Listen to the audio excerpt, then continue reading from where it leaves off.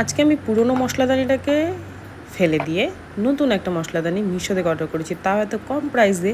তোমরা দেখলেও অবাক হয়ে যাবে, এত সুন্দর কোয়ালিটি, আর কোয়ালিটিটাও কিন্তু খুব ভালো। তো আমি এখানে মশলাদানিটা মিশো থেকে অর্ডার করেছিলাম, সেটা আমি ধুয়ে পরিষ্কার করে নিয়েছি।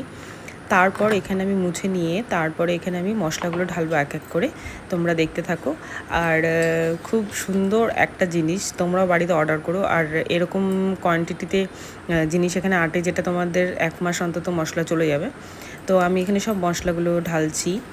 কিচেনের জন্য তোমরা কিন্তু এরকম জিনিস কিনতেই পারো, আর এই জিনিসগুলো তোমরা বাইরে পাবে না আমার যেটা মনে হয়। আর সংসার করতে গেলে একটুখানি তো পয়সা খরচ করতেই হবে, তো সেটা মাথায় রেখে আমরাও এরকম কম টাকার মধ্যে জিনিস কিনতে চাই, সেটা আমরা মিশে অ্যাভেলেবেল করে দিয়েছে।